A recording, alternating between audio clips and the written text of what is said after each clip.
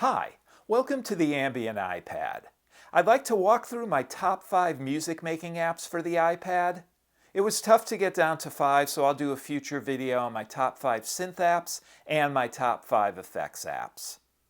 These won't be reviews or tutorials or deep dives. I merely want to talk about why I use these particular apps and some pros and cons.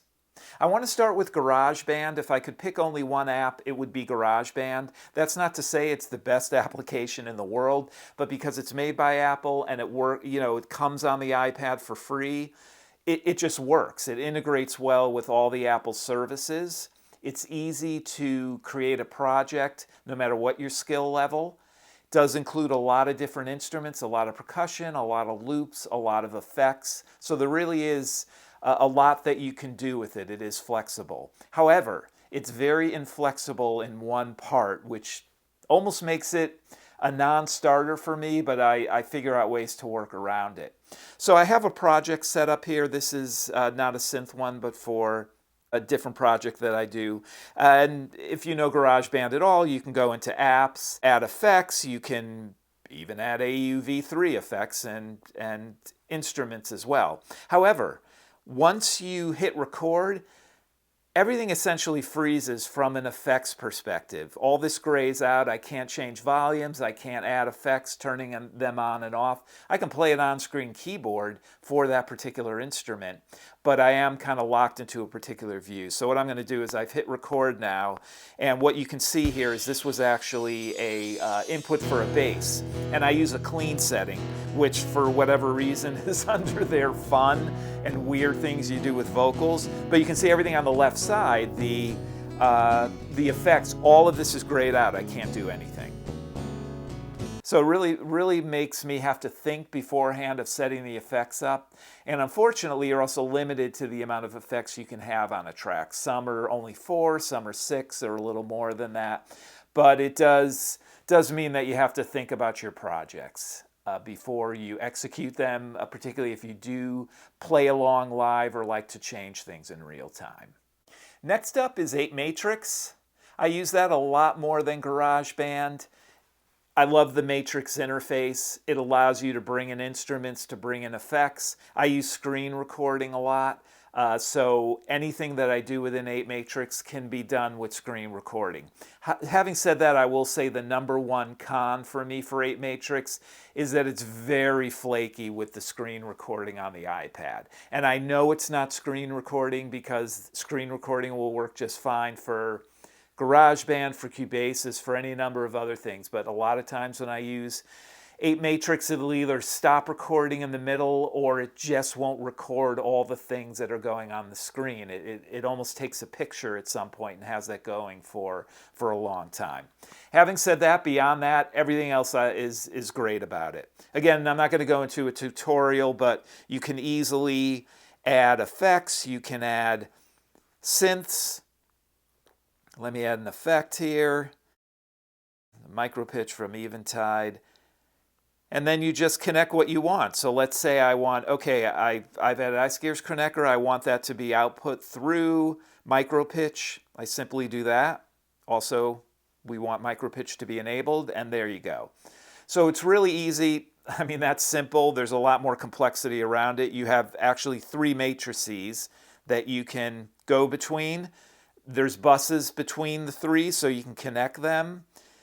There's an on-screen keyboard. So I'm playing Kronecker now, and it's going through micro pitch. And by the way, I have external keyboards. I don't mind using the on-screen keyboard, and I like to be very portable, and so can really, I mean, you can't do virtuoso lines on it, but there's a lot you can do. And I know people really like physical keyboards, but I always find this interesting because, like, we've all been watching Star Wars and Star Trek for decades. Like, the future of keyboards is a piece of glass, right? It's flat. So you better get used to it now. Also, there's, if I have a number of synths set up, I can choose which ones I want the on-screen keyboard to trigger. There's a lot on here. One of the cool things is it does tell you how much CPU you're using, so you can really determine which of your apps are CPU resource hogs. You can change the latency and some of that within here as well. There's a lot of online tutorials, a lot of YouTube tutorials, so I'm sure I'm overlooking a lot of things, but for me the main point is I like the matrix. I like that setup. I typically only use one matrix, and it would be a lot more complex with this. And actually, we'll come back to apeMatrix once I go through the next three, because I'm going to actually open them up in apeMatrix so that you can hear them. All right, so that's the second one. Again, the con is the screen recording is really, really flaky. Actually, I want to initialize this so I can bring in. I'm going to move on now to a synth. I could only pick one. It was really between this and the Moog Model D, but I just wanted to be a little different. So I'm going for Hillman from Klevgr. It's like an organ or a string synthesizer. And let me connect this here. Let's hear if we can. So it's got that organ-y sound to it, using the on-screen keyboard. Obviously, you can add some effects and those things, and I will in a moment. But this is a pretty straightforward synth. You do on each, you have up to 4 layers, and in each layer you can choose from 4 different waves, whether it's a transistor, a type of square wave, what they call tube, which is another kind of square wave, plasma, which is a bit noisy, and then a sine wave. You have envelopes. There's also built-in chorus. There's built-in phaser and reverb. Let me just jack those up. So this preset is called strings, although it doesn't really sound like strings. Let's go into a quartet here. So it all has that organ-y sound to it, but particularly if you're putting it through a lot of phaser, you're going to get more of that comb filter-ish string synthesizer sound. What I'd like to do is add number 4 on my list, which is effects, and I chose MixBox. The reason being is that it's got so many effects built in. I use this as a multi-effects processor a lot.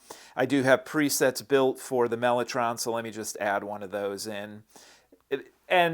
It has all the basic effects I would use. A compressor, I've got a chorus, a phaser, a tape echo, a digital delay, plate reverb, channel strip. These are easy to move around. You can also go in and choose different families of effects, and then within those, different types of effects as well. So it kind of goes as much as your imagination will do. I've got a bunch of effects on here. Let me bring up Hillman again. What I want to do though is I want to turn off the effects on here. So we're only using MixBox. Let me get the reverb down as well.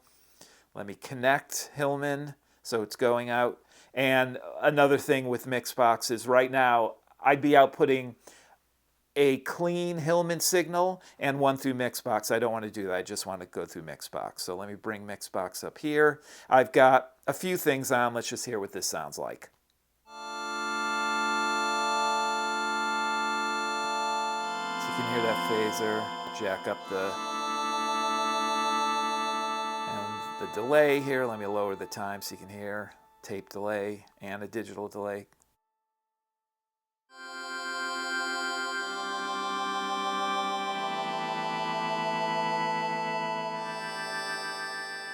To me, this is a multi-effects.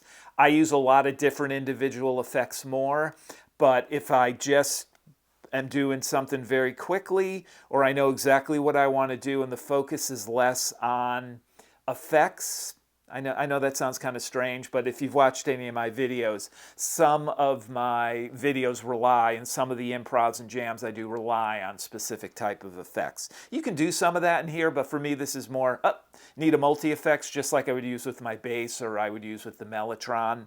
And I just have a nice initialized patch that's set up for most of the effects that I use, and I can turn those on and off while recording. While I'm in apeMatrix, can't do that in GarageBand as I demonstrated. The last app I'll talk about is the Gauss Field Looper. I use this a lot to create evolving soundscapes. You can then do some soloing over it. Once you get the loop going in there, there's a lot you can do from a manipulation perspective. There's a gate sequencer built in, there's an amp envelope, a filter, there's delay. There's really a lot that you can do.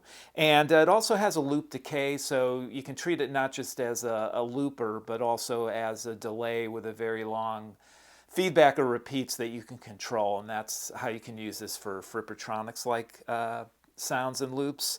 Probably easier just to demonstrate some of this. I'll put overdub on. So let's use Hillman. Actually, let me make sure that everything is connected here. So we want MixBox to go out through into the looper, so to speak. Let me make a short loop here, like 4 seconds. I'm not going to use the decay at all. I'll demonstrate that at the end using that like a volume decrease. Let me hit record here. Let me bring up the keyboard for Hillman, and let's get going.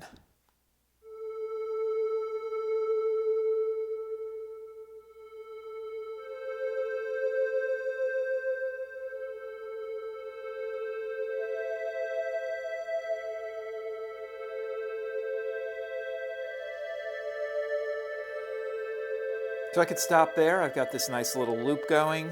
Let's hear what it sounds like through the sequencer.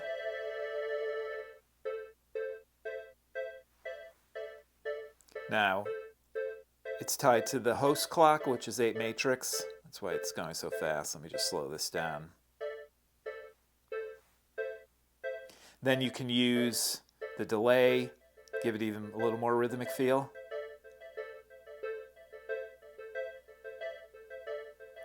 Some filter cutoff and modulation. So as you can see, you have a lot of different capabilities here, and since I turn record off, I can then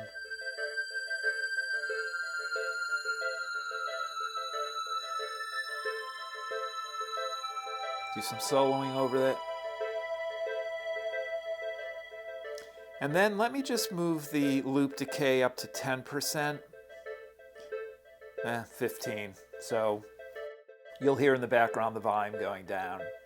So those are my top 5 apps for music making on the iPad. I mean, it's really tough to get to 5, as I said before. I will be doing a video on more of the synth apps I like, percussion apps, forgot about to mention that one at the beginning, and also effects.